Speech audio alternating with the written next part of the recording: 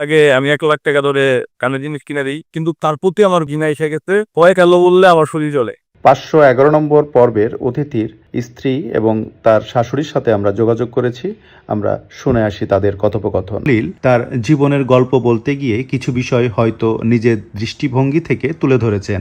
এতে কিছু ঘটনা বাড়িয়ে বলা হয়েছে কিনা অথবা কিছু গুরুত্বপূর্ণ বিষয় কম উল্লেখ হয়েছে কিনা সেটা যাচাই করা আমাদের দায়িত্ব বলে আমরা মনে করি। এজন্যই আমরা সবসময় চেষ্টা করি উভয় পক্ষের বক্তব্য শোনার, যেন যতটা সম্ভব প্রকৃত সত্য দর্শকদের সামনে তুলে ধরা যায়। খলিল তার জীবনের গল্প বলা শেষ করার পর আমরা নিজেরা উদ্যোগ নিয়ে পুরো বিষয়টি নিয়ে খোঁজ খবর করি এবং সেখান থেকে কিছু গুরুত্বপূর্ণ আপডেট পাই। প্রথমেই যে বিষয়টা সামনে আসে তা হলো খলিল তার স্ত্রীর বিরুদ্ধে যে অভিযোগ এনেছেন সেই অভিযোগ তার স্ত্রী সম্পূর্ণভাবে অস্বীকার করেছেন।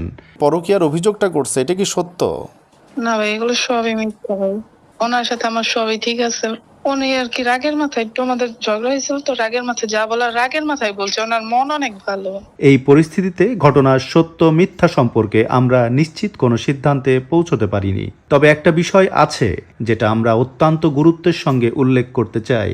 খলিলের স্ত্রী দীর্ঘদিন ধরে খলিলের প্যারালাইসিসে আক্রান্ত মায়ের সেবা করে যাচ্ছেন।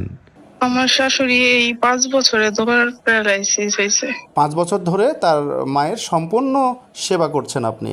হ্যাঁ, 3 বছর একদম বিছানায় পড়া। খলিলের মা এমন একজন অসুস্থ মানুষ যিনি পুরোপুরি অক্ষম এবং একা এক মুহূর্ত চলাফেরা করতে পারেন না, এমনকি ঘরের বাইরে বের হওয়াও তার পক্ষে সম্ভব নয়। এই কঠিন অবস্থায় খলিলের স্ত্রী অত্যন্ত ধৈর্য, সহানুভূতি ও দায়িত্ববোধের সঙ্গে তার শাশুড়ির দেখাশোনা করছেন।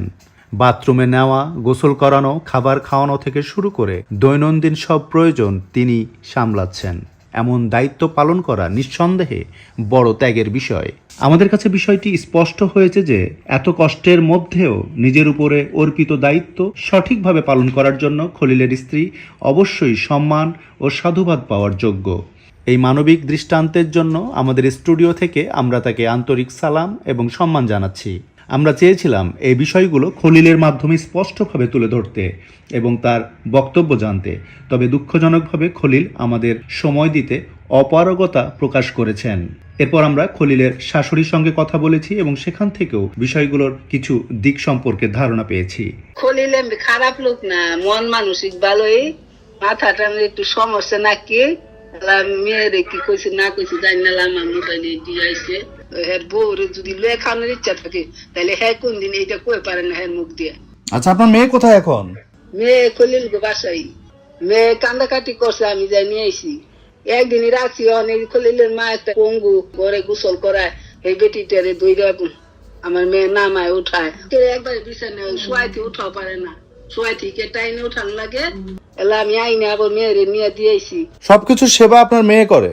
হ্যাঁ, আমার মেয়ে করে। মেয়েরে নিয়ে স্কুলে নিয়ে দিয়ে আসে, আবার নিয়ে আসে, আবার বেড়াইবিতে নিয়ে যায়, নিয়ে আসে।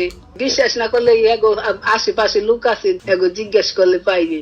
আমরা খলিলের শাশুড়ি, খলিলের প্রতিবেশী এবং খলিলের আত্মীয় স্বজনের সাথে কথা বলে বিস্তারিত জানার চেষ্টা করেছি। আমরা সবসময় চেষ্টা করি সচেতন ও দায়িত্বশীলভাবে প্রতিটি গল্প দর্শকদের সামনে উপস্থাপন করতে।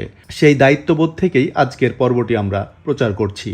উল্লেখ্য, খলিল সহ তার আত্মীয় স্বজনরাও খলিলের মায়ের এমন সেবার জন্য তার স্ত্রীর প্রশংসা করেছেন। তার এই নিরলস সেবা ও ত্যাগ শুধু একটা পরিবারের নয়, সমাজের জন্যও একটা গুরুত্বপূর্ণ বার্তা বহন করে। সবশেষে আমরা আবারও খলিলের স্ত্রীর প্রতি সম্মান জানাই এবং তার এই মানবিক দায়িত্ববোধকে সাধুবাদ।